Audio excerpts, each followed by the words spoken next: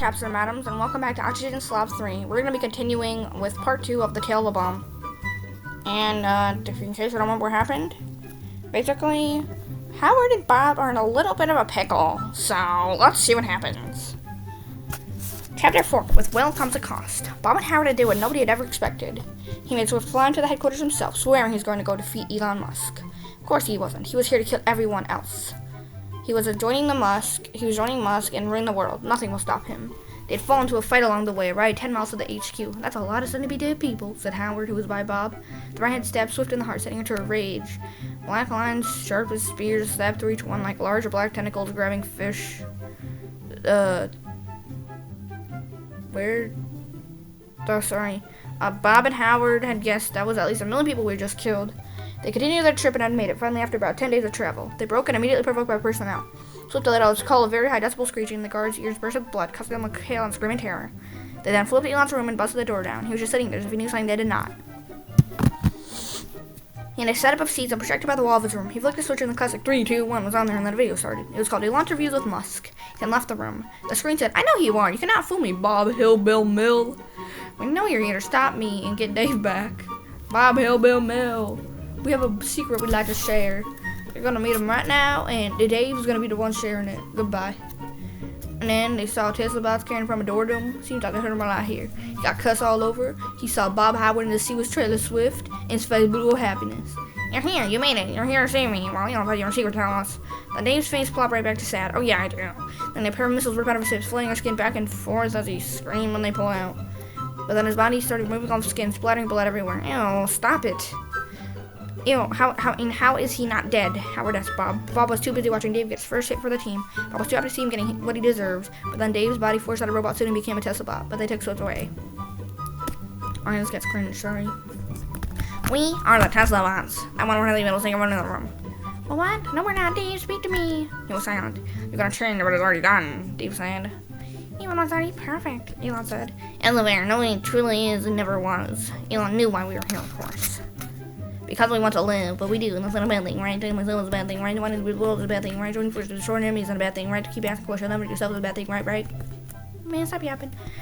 He knows what we've done. Of course he does. He sees it all with his Tesla bots. Oh, sorry.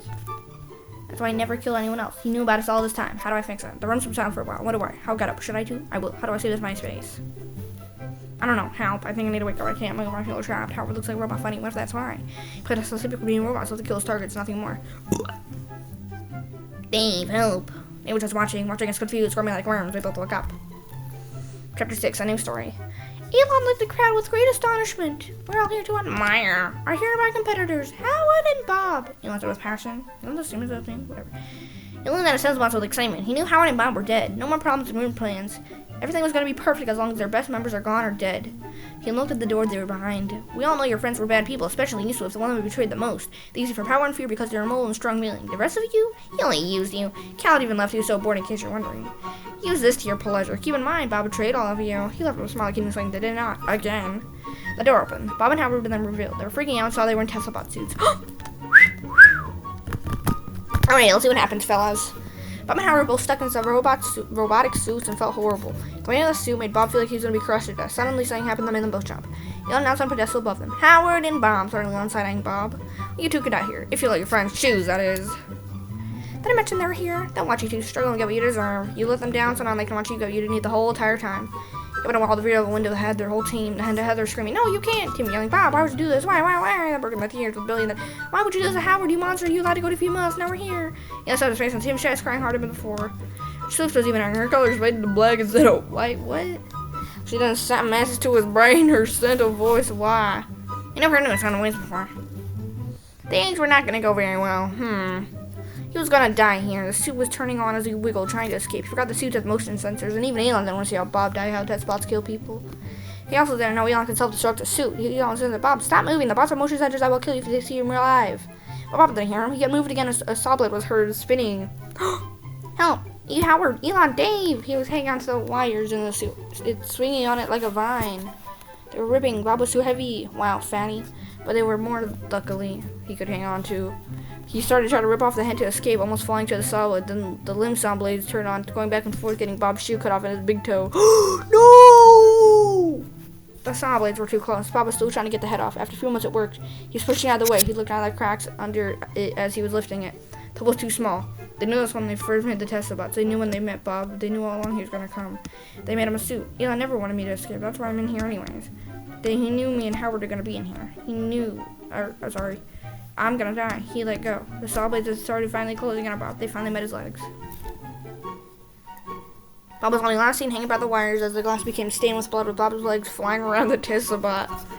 Howard was in the other suit, standing as still as he can, turning as slow and careful as he can to see the monstrosity in the suit. Howard was safe, luckily. He didn't move. He won. He lived. He gets to go back to life. His life. The life he missed so much. He was gonna escape. He was so happy. Thank you, Howard. He turned around. The door was shut. The room was pitch black. He heard screams on the other side of the wall. He heard pipes and liquid moving and linking when he put his face to the door.